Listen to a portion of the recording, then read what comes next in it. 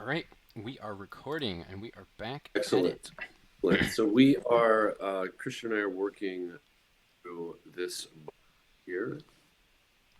It's coming up reversed for me, but I guess it's not. Yeah, oh Why is yeah. yours not?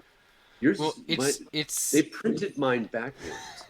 no, mine is backwards on my screen. Okay, good. It's a mirror to yourself. Got it. Yeah. So, mapping apologetics, comparing contemporary approaches. We'll be working through this book and recording our sessions as well, and have some heady talk about apologetics. Hmm. Um, Set it up. We did read Production last week, and there Yes. was a lot of talk about a particular map, its name, Hmm. um, that basically does, I mean, but just it's this massive map sort of doing a full spectrum of different apologetical approaches. Um, and that was primary focus conversation. Hmm. Uh, and I'm sure we'll be referring to it, but each within the map, obviously, each particular methodology will expanded upon from chapter to chapter.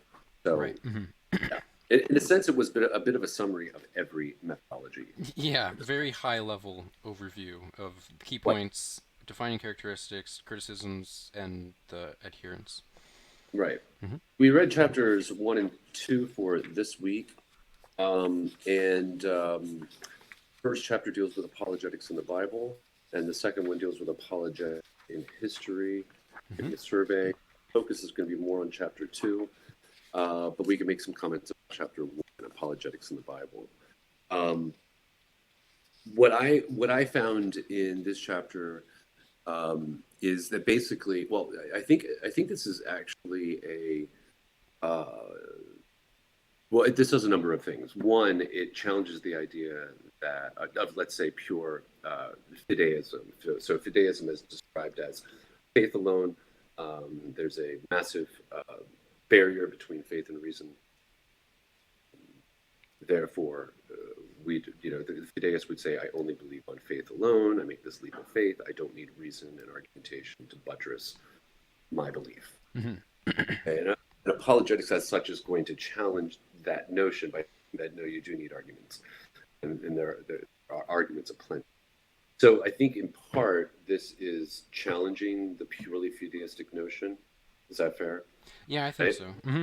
It's Yeah. showing that you can find references to apologetics within the Bible, like affirmations. Um, Right. yeah. And then they go through. Basically, he goes through both the Old and the New Testament, Hmm. and the because we're going to focus more on chapter 2.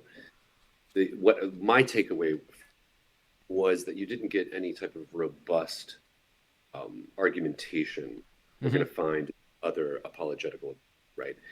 This is predating, obviously, the Old Testament, the New Testament predate the ad philosophy proper.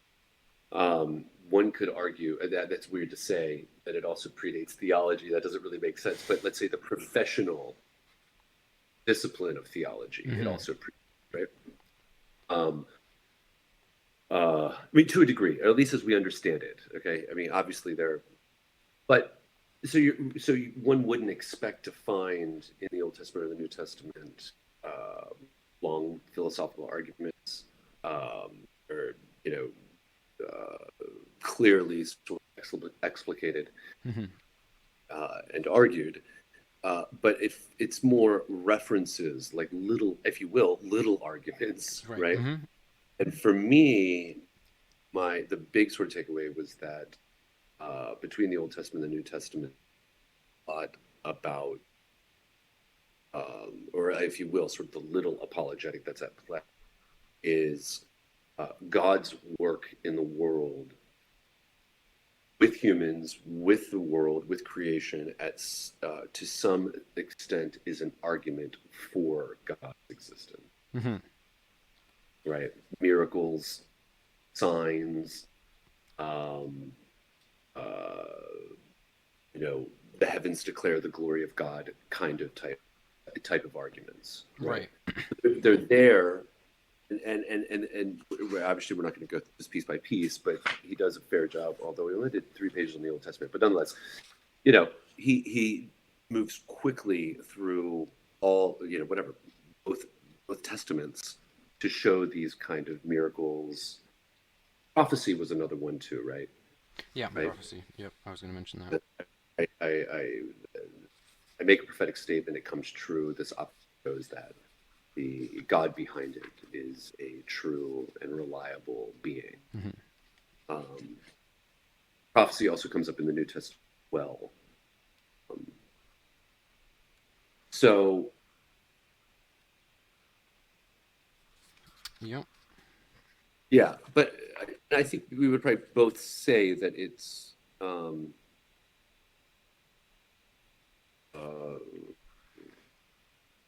sketchy Yeah, because the it's. I point mean, it's part, not. part, part yeah, go It's not like a, like you said, it's not like a written out argumentation, right. within the Bible. Like this chapter shows a like a slew of verses that kind of support different mini arguments or points. Mhm. And yeah, so it you need to add something more to make it more concrete. Yeah, I also think too that the if I mean I would one. I mean, obviously, the Bible is doing a lot of different things as a text, right, and as Right. a sacred. But it would seem that the that I think it's safe to say that the primary purpose of divine revelation in it is not apologetic info. Right. Mm-hmm. So, in other words, it could be a secondary or tertiary, whatever, down the road. But this is that the that the overarching element is creation, fall, redemption, right? The calling of a people, either the saving of the Israelites, as it were, or the saving of humankind when we get to Testament, right? Mm-hmm. I mean, it's all declaring the wonder of God, but the I think it might be safe to say that the overarching focus of a divine revelation is I'm giving you information that you would not get with reason alone, right? Breaking in through space and time to give you this special message Mm-hmm. that you would have never really discovered on your own. Um, and maybe certain pieces that there's a God or something. But but the purpose is salvific. It's redemption. Mm-hmm. And then you've got these other pieces along the way that you could say, yeah, a sub purpose would be apologetic, but not the overarching. Right. Mm-hmm. Yeah, I guess probably along with redemption would be like an example for how Mm. to live life, right? Yeah, Or sure. a guide, I suppose, in that matter. Right. A moral code. You have the Ten Commandments, you've got the Sermon on the Mount, right? Mm-hmm. In both of the testaments. Totally. Yeah. Yeah. But it's just sort of to say then we shouldn't be surprised that all of these references that he hits in this chapter are sort of devoid of full-on argumentation, Right. right? It's not the purpose. It, as I said, it was before the advent of philosophy proper, right? At least the Old Testament. Mm-hmm. Uh, so uh, yeah, Yeah. And then we have history. yes. You want to jump in with this, or It's a good some of question. this actually dovetails what we read last time on the New Testament canon, right? Yes, yes, there are definitely some parallels there, and kind of dipping into some of the same people of interest. See, I actually didn't make too many notes in the beginning because I didn't have my pen on hand. Yeah. But what do we have in the early church? Oh yeah, I mean some things that I recall. It was talking about like, well, this goes up all the way back to Augustine when we were reading his text, City of God, Right, and how right. I just kind of had a flashback to that when it was talking about the how the city of Rome interacted with the Goths. They were sacked by the Goths, and then the Christians. were blamed. Right, that's right.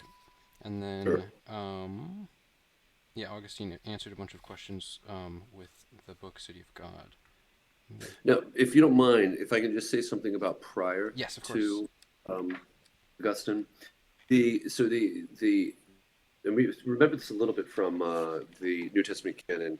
So, like in other words, you've got the just to continue with the narrative. You have the Old Testament, the New Testament, Hmm. um, pointing, uh, you know, vaguely or maybe sometimes explicitly at a type of apologetic. Um, but then at the close, let's say, and most of these New Testament writings were first century, right? So then you get interested in the 100 AD and on, Hmm. and the apologetic focus then. So and we know that the Christians are existing within the Roman Empire. So and also coexisting not only with paganism, but also with Judaism. So Right. the part of the apologetic, and he brings this up, was to come up with convincing arguments to draw in Jews and Gentiles. Hmm. Hmm. So the apologetic work, as it comes to Jews, is basically at the time, was to argue that the New Testament actually is the fulfilled revelation of the Old, or well, of the Hebrew Scripture. That's Right. right. A Jew Hmm. called their Bible and Old Testament. Right. So the apologetic then is to obviously to convert, but to work within the framework that they're already working with, right, which Right. would be the old. And Hmm. then you've got the apologetic work. I mean, this leads into Augustine with Gentiles proper, Hmm. which would have been the existing world of Roman paganism, uh, a whole pantheon of Right. pagan gods that were worshipped regularly, etc. Hmm.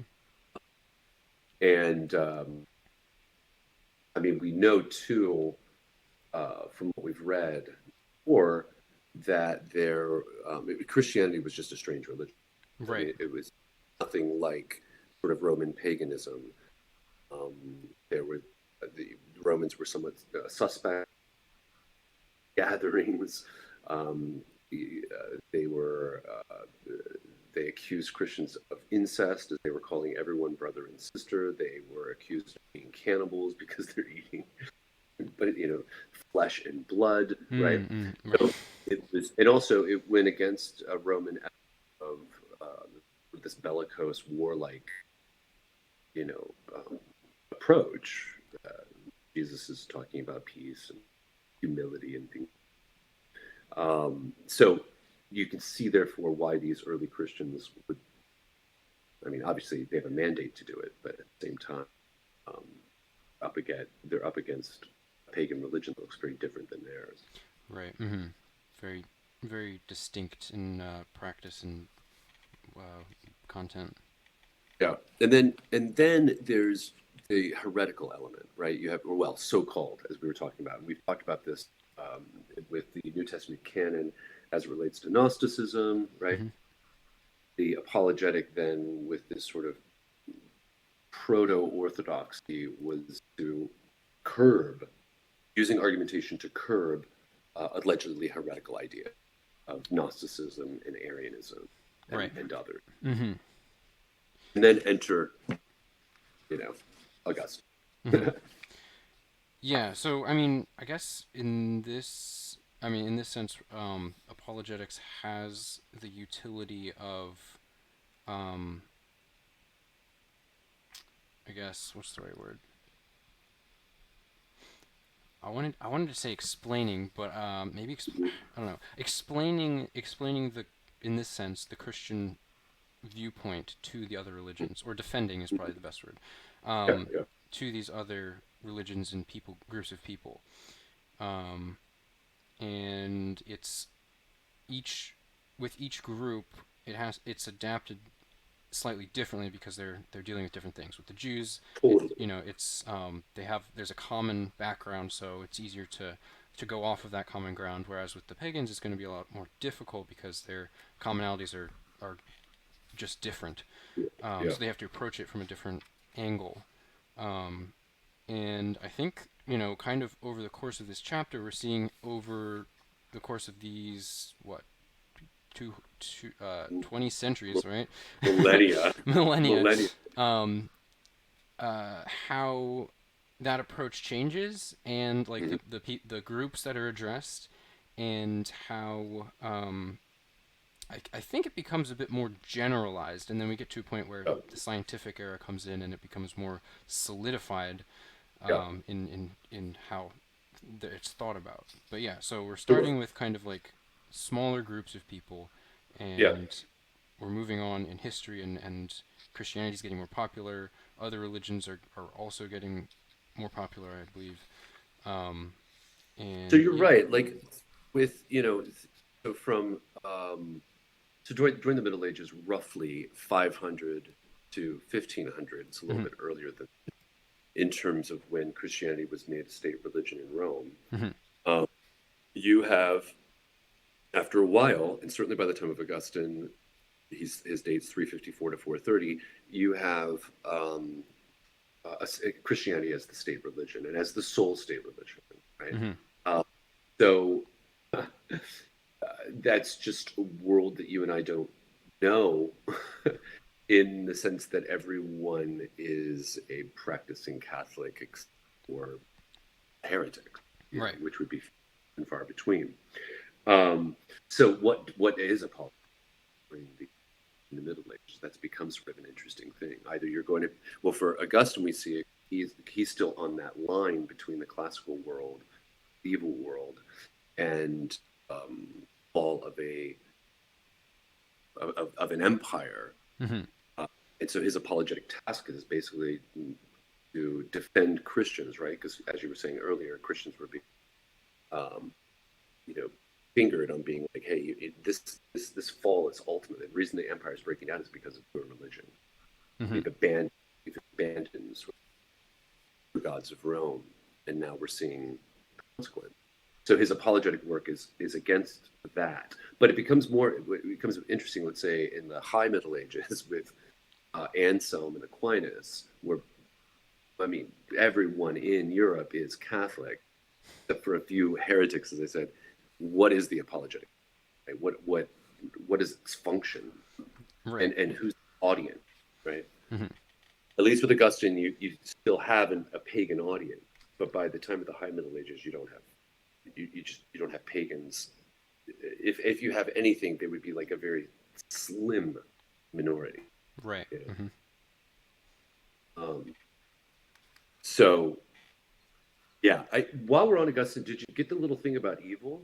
Evil's an interesting Yeah, point. so I actually recognize a kind of a common theme on that section, which I'm trying to figure out where that was. But the he kind of had this common theme across a couple different ideas where it's something and the lack of something.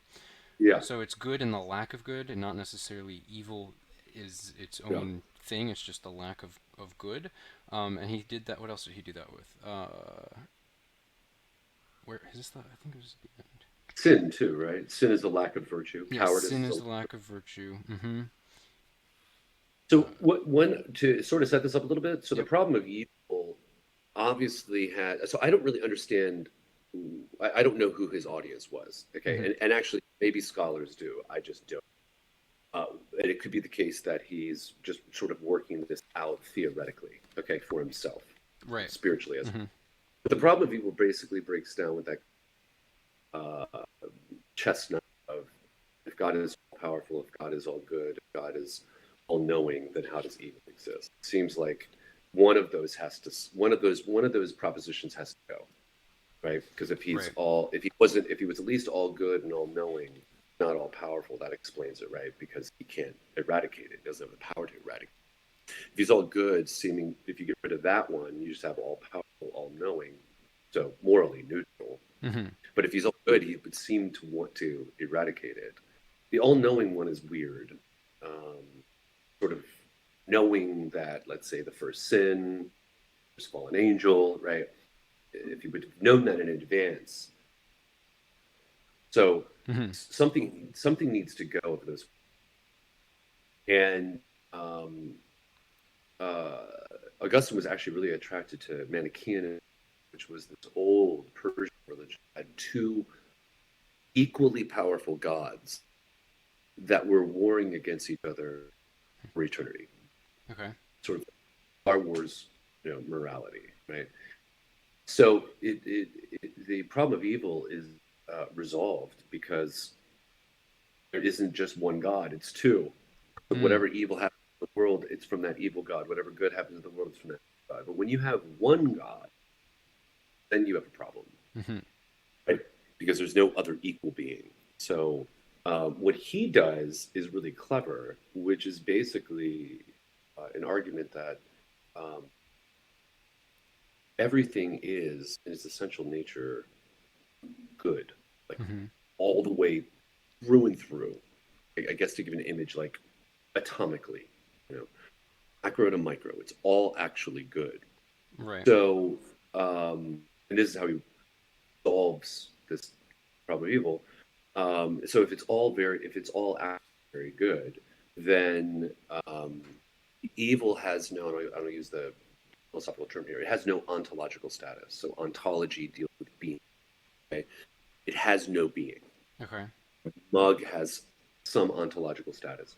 For him, evil has no ontological status. It doesn't. It can't exist in its own right Okay. Like physically, materially, or can that also be like at all. like a mental, like a meaning kind of a thing? I think is it at every level. Okay. But I guess for a, held up my mug. I guess I would at least say mm, let's deal with physical, Right. to begin. Okay. Um, so evil then, any type of evil, and this gets tricky with an evil being. Okay. But any type of evil then is a what he calls a privation of good. It's it's it's it's a lack of good. Hmm. So in other words, you or I could be we could have been really good to somebody in a situation, weren't as good as we could have been in that lack. I want to say evil has such a strong connotation, but in that lack, that's, if you will, sort of the um, slight glimmerings of evil, right? So yeah, it's just the difference, the gap between nothing, like that, like the Yeah, baseline, and then yeah, the ultimate good in whatever situation that would be. exactly, exactly. And so the other images are it's parasitic on good, Hmm. um, or I've heard the image before of the rot on an apple or a piece of fruit. The rot itself is not, it has no ontological status. It's the lack of the fruit Hmm. as opposed to it being something in and of itself. And it's clever and it seems biblical well because when God creates in Genesis every day, it's good. Hmm. Good, it's good. And at the end, if you don't, he nails it home. Behold, it is very good. Right. So there's, it's an interesting sort of metaphysical statement about all that is. Hmm. Yeah. Yeah, definitely. And he had a And work. He had yeah, a piece of writing that was specifically devoted to that. Is that right? I'm not sure if he comes up with this. So the Confessions, we read the City of God, but the Yeah. Confessions is one of his big one. Okay. Well, I'm sorry, big, like important texts, and I'm not sure if that's where it comes up. Seems like a lot of the footnotes are. He wrote a lot. Oh, okay.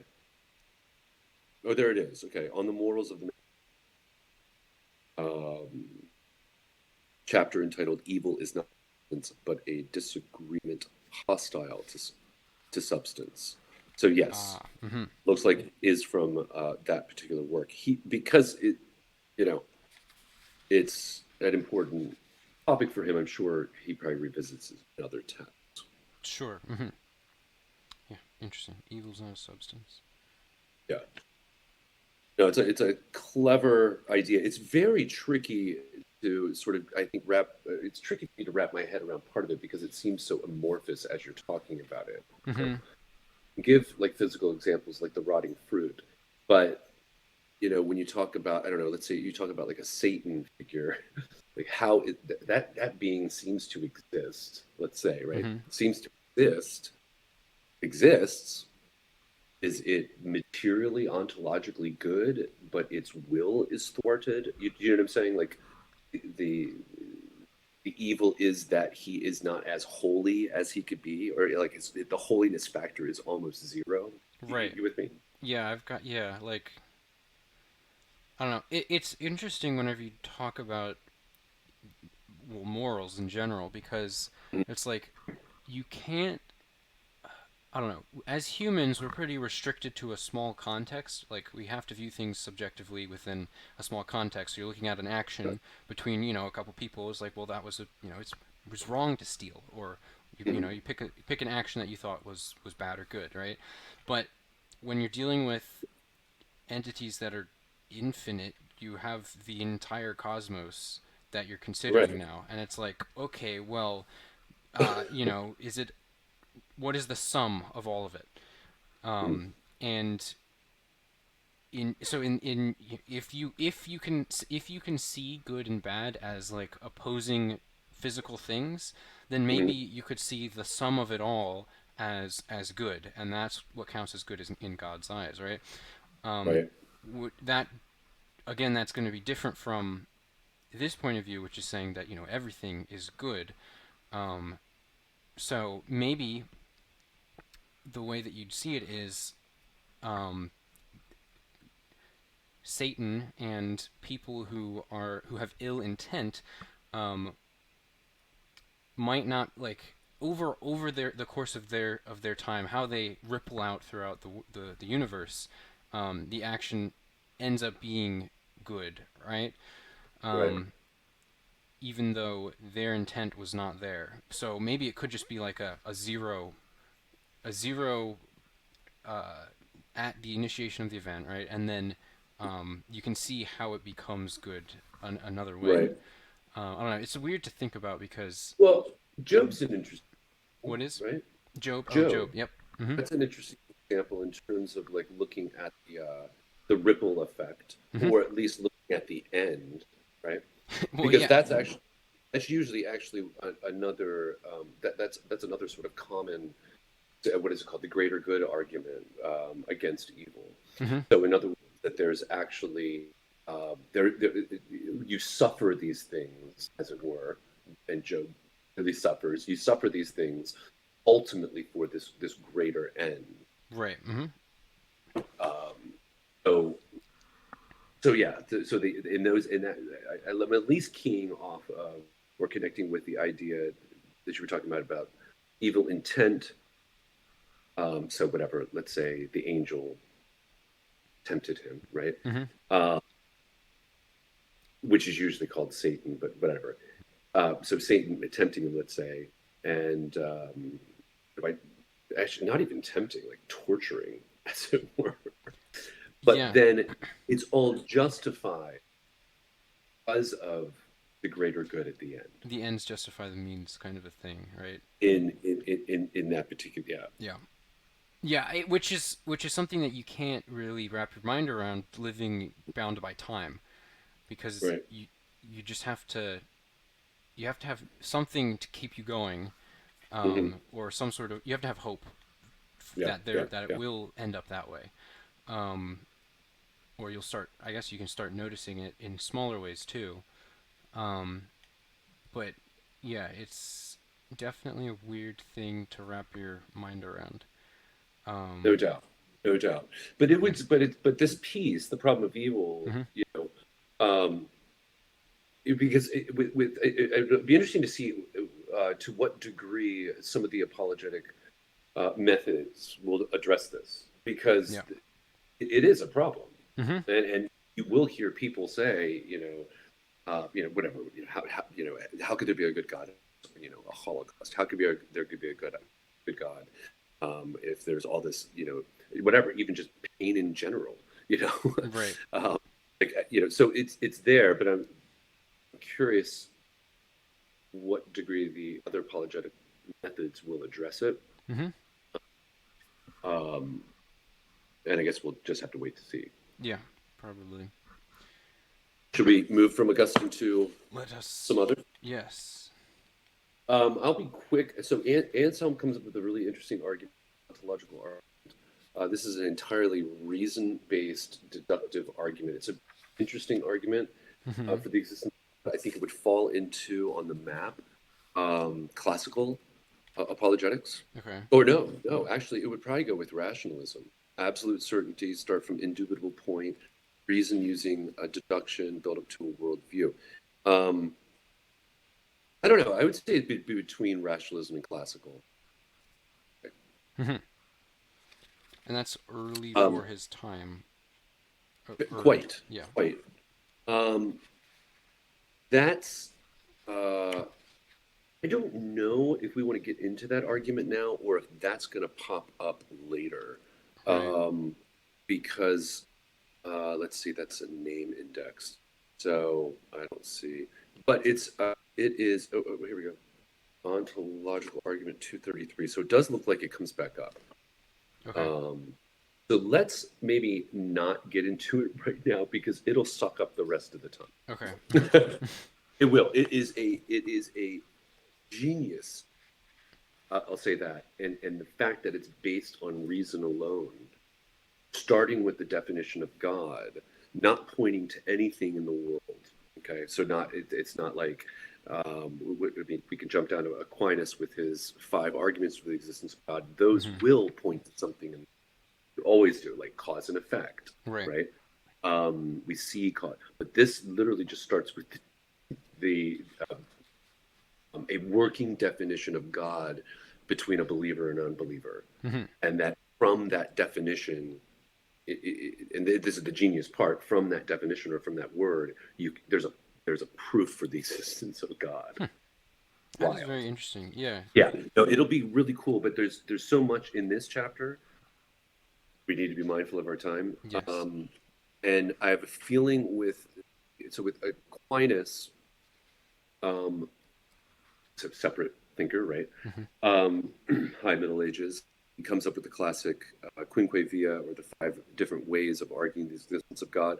I believe the cosmological argument's there. That's going to come up later as well. Right. And the cosmological argument is going to be a cause-based argument.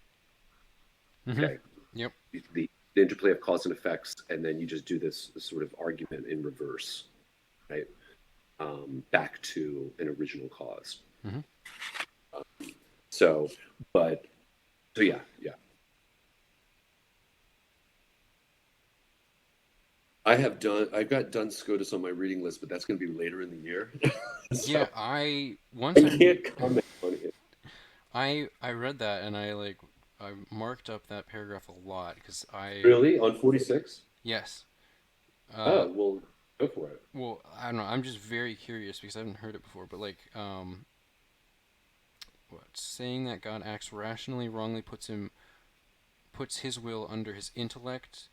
Mm, Instead, God can do absolutely anything he wants, not only what is rational. Consequently, if God does not have to do what is rational, then we cannot necessarily know truth through reason. There is no guarantee that the conclusion we reach in our mind is truly true in reality. Instead of mhm. thinking our way to truth, we have to go out and observe what God chose to do. That was just an interesting way of thinking about it. Yeah, yeah, That really you can't reason that way.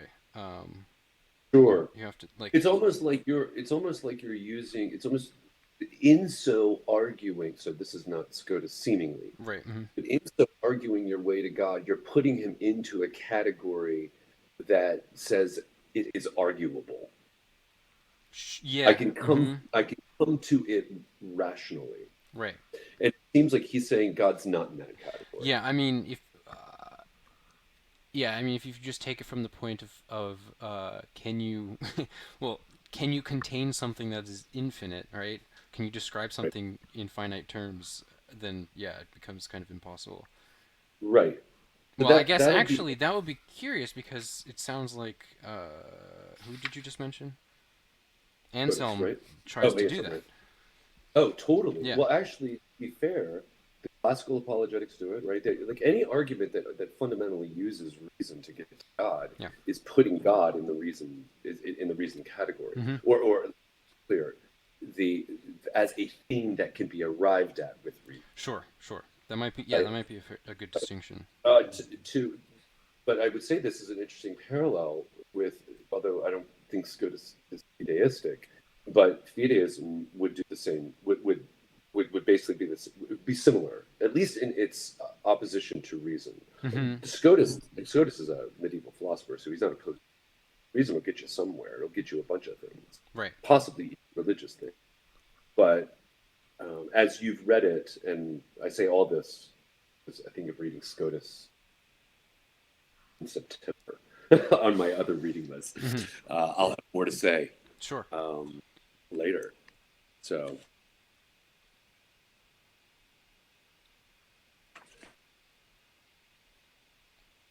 I want to jump to.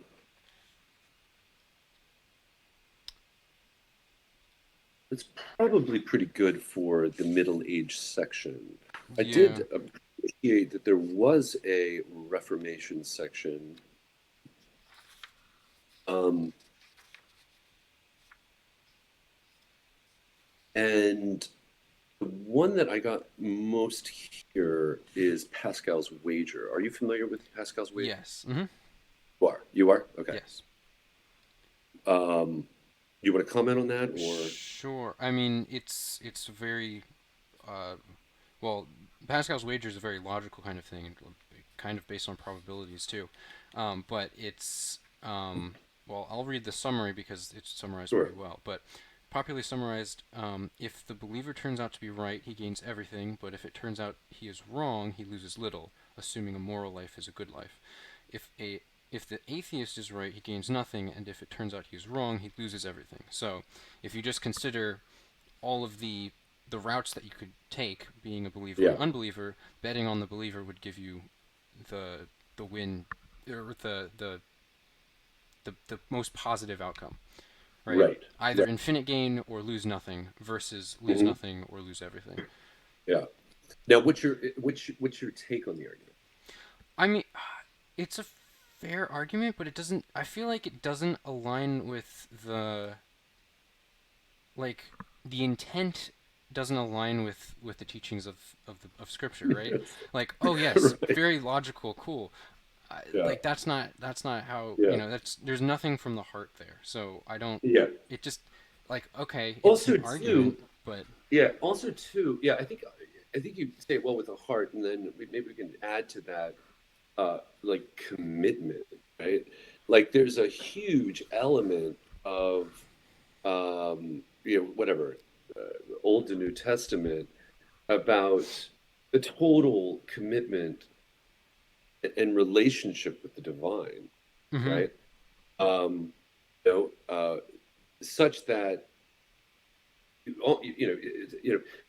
so that's lacking. Like if this was your entry point, If right? this is, yeah, you're That's backing. just lacking. Yeah. And also too, it's sort of like if I don't know, I guess like from God's perspective, as best we can do that, God's going to certainly know your reason for believing, Right. and and I'm not saying and will punish you for it, not that, but we'll know that it's not based on this type of commitment and dedication. That it would be based on actually, to be fair, it would be mostly based on, I could be wrong, on yourself Yeah. and Well, what's interesting and about it your is and your eternal welfare, what yeah as opposed.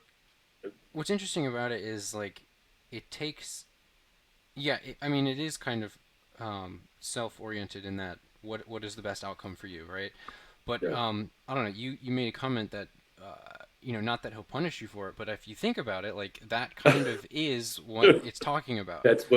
that is what the wager is Like about. if you, well, I think what's interesting is you'd have to define what hell is, and Yeah, right, because if you can actually understand, which we probably can't really understand it, but if you can yeah, actually get grasp at what that is, then um, your outcomes are, I guess from one point of view, eternal suffering or eternal Yeah, um, flourishing, right? And maybe yeah, it's not yeah. suffering. Like there's different point of views on on how hell works, and I'm not familiar with them, but I'd Right, like to be. right. But yeah, it's it can turn the argument into um, something that is just something that is from something that is moral into something that is like Mhm. you're running away from the worst outcome, Yeah. which And the there's a lot. Yeah, I'm with you. But mhm. it also seems to be the case that there's a massive fear factor in this Absolutely, whole. that's exactly what like running away from the worst outcome, right? Like running away Yeah, from or right, being scared of punishment, I guess. right, exactly. And I'm not saying that that's not a motivating factor for a lot of religious people. I think it's a suspect factor, though. Hmm. And it would certainly be suspect. I mean, I guess there is. I guess within Pascal, the wager does have is utilizing reason, right? Yeah. It's looking at it's weighing possible scenarios, Hmm. and in so weighing it, you're using logic, right? Yep. But I would I'd want to say that if you if this was an important argument for somebody, the I don't think reason's the only thing at play. Well, yeah, I it's think that also does it work, what, right? what I'm getting at is it's fear, and when it comes to like rational thinking, Mm-hmm. an argument based on fear is fallacious, Mm-hmm. Yeah. right? Mm-hmm. So that's you know itself. I have to say this: it had to be thought up by somebody. It's an incredibly clever wager Yeah. and approach. Um, but I don't know. For me, it doesn't convince because I think I question I question doing things. Most things, maybe there are certain things that you should do based on fear, right? Someone has a gun to your head, but um, but believing a proposition or believing a reality based on fear, I think is and questionable. Right. And there's some interesting. Um, Unless, hold on, let me say this, and then I'll yep. shut up. Unless you are Dante and Virgil takes you through hell, then you actually saw it, Yeah. right? You know, No, no. if you Yeah. had that Absolutely. empirical evidence and then you wake up the next, whatever, a week later, and you're like, holy shit, I don't want that. But lacking, you're saying, of exactly what, if there is a hell and also what that would be, Yeah. right? Mm-hmm. Is it just being in the DMV for eternity? Or is it being torn apart by demons, Right. right? Mm-hmm. Yeah. No. It's a huge question, and like it what like the fear is actually a fear of something that is uncertain, right? And that's Hmm. probably Hmm. what's the most scary part of it is that it's uncertain. One, it's scary because you Right, don't know, and two, being scared in something that you don't know is kind of suspect, like you were saying. right. Well, and play Socrates does this in one of his texts too. Actually, I think it's oh gosh, dangerous. I forget. No, no, it's the last in the series of the Death Book. His last moments. Hmm. Um, Phaedo, maybe it's the Phaedo. I'm not sure. And he breaks it down that essentially the afterlife is irrational because Right. so why like at least when the guy has his gun to my head, I know that I'm in an actual situation that should prompt fear. Hmm. But without any knowledge of that, it makes no sense that, well, I'm sorry, rational sense, a lot of emotional human sense, but it makes Sure. no rational that you should be afraid of it, Hmm. right? Right. Yeah. If I don't know what's over that wall and I can't see what's beyond that wall, it makes no sense for me to be afraid of what's over that wall, Hmm. It's like rationally speaking. yeah, it's like being afraid that there's going to be lava outside your door because you Yeah, don't know, you exactly. can't see it. Yeah. I don't know. The one like I guess the last thing is would God even want his believers to have that like that as a reason? Yeah. And if so, then it seems like he would be using fear to Yeah. discipline, motivate, whatever the That word that is. that I have to be honest, when I started thinking about these deeply sort of whatever in my early Christianity, that bothered me Mm-hmm. because and you know what? Unfortunately, it's probably, at least within the Christian religion, possibly Christianity and Islam, because they both have a notion of hell. Judaism is murky about the Interesting. afterlife, Okay. but it's probably unfortunate that that has been the most popular, not scholarly, apologetic that people have used. Right? Like a fallback. Don't It believe it. seems like a fallback. If you don't believe it, Yeah. you're going to go to hell. Mm-hmm. And then, Yeah, and that just I don't know. The one thing I don't like about that is it changes the way you interact with people, right? mhm, Like yeah, all of a sudden you're dividing people into categories and yeah, treating them differently, and it's like yeah. why I don't know. It doesn't I seem have a like the loving feeling way to that do. this will discussion, not just of this book, but also of our tour through world religions, probably will lead ultimately to some book on hell. Yeah, I think You we know, should because absolutely. I think I don't. I mean, I will say that in the Old Testament, right, and in the Psalms, you have this language of the how it's important to fear God. Mm-hmm. Now I don't think that, but I don't think that that's the fear does have a role Mm-hmm. in, let's say, the Judeo-Christian religion and text and literature, but when we start to think about it as the reason to believe, because I'm afraid of where I will go in the afterlife, that is that is the one that's problematic. Right. It's not to say that, I mean, let's put it this way: you have this God that is omni, right? Has all the alls, Mm-hmm. right? Mm-hmm. Knowledge, powerful, and something that can create this, right? This world and beyond. That the creature should approach that being with awe makes sense. Mm-hmm. Totally makes sense, right? And I'm sort of doing a little awe, fear, maybe, Sure. that it is greater, than you, and I am small and I am fragile and dependent upon it. I get that, um, but as a reason to believe it is, I don't. That's yeah. I would be much more comfortable with like an experiential reason, right? Sure. Mm-hmm. You have an experience of the divine, It's mountaintop experience, or everything we've ever heard in evangelical testimonials about why people became a Christian, right? mm-hmm. Those make more sense, personal connection to the divine. As to I believe because I'm scared. Right, and those are more real, right? Because it's like there's attached meaning in those experience, and whereas reasons alone, I guess, are kind of well, reasons by fear alone, don't really have. It's not like a root. There's no root there, right? Well, I guess fear is the root. Yeah. Whereas like those experiences, um, I don't know, it's more personal that way. Whereas with this fear, Well, it's that's kind the of other thing too. abstracted. It seems like the testament of the Bible is that God wants you in a Mm-hmm. that relationship matters.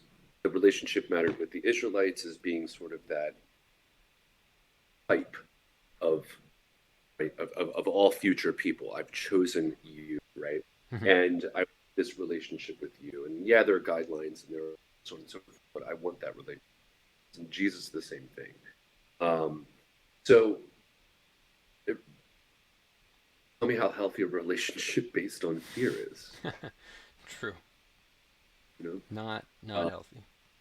yeah. But so that basically means that if there is a type of like traditional hell, then you'd have to, and we both think that believing fear is problematic. Mm-hmm. Then basically that would not be the reason. As hard as that is, That would not be. You said reason enough. that would not be a reason to believe, Mm-mm. right? As hard as that is, I don't, how do you analyze that? Yeah. Yeah, there is a real hell, but that I believe for X, and Z other reasons. Um, uh, so Yeah. Yeah. Does this we're probably pretty good at this point. We are. But We maybe a are. couple of quick comments. The chapter just continues to go into um, the Enlightenment period, modernity, and into our present world. So Hmm. there's more to say. But I think what we should probably say at the outset too of the videos is we're not going to be able to cover everything No. in chapters, and that's okay because that'll give us the opportunity to kick around um, as we just did, Yes. two or three, whatever Hmm. pieces of the. Oh, you're starting to cut out. I think your connection's Oops. getting a little slow. You said two or three? Oh, two or three. That way, we're able, instead of trying to cover jot and tittle of the chapter, we're able to focus in on maybe or three parts that you and I can then dialogue. Yes, absolutely. I did want to mention on the last page, I was intrigued by this George Hunter person and this idea of Celtic Christianity. Um, That was really cool. I liked a lot of the concepts that were described in it. So I don't know. Maybe in the future I'll read something by him. No doubt, no doubt. I did notice that at the end. There's more to say about it. With my sort of reading of sort of all things medieval, just came across the distinction between Celtic and Roman Christianity in the Roman Empire. What Hmm. was really interesting. They were almost sort of a separate. Well, they were whatever. I guess still part of the communion of the Roman Church, but they were separate and had their own distinct approach to Christianity. But I underlined all Yeah. section. Oh yeah. Hmm. Yep. Very interesting. Good. Until All next right. time. Until next time, I shall stop the recording.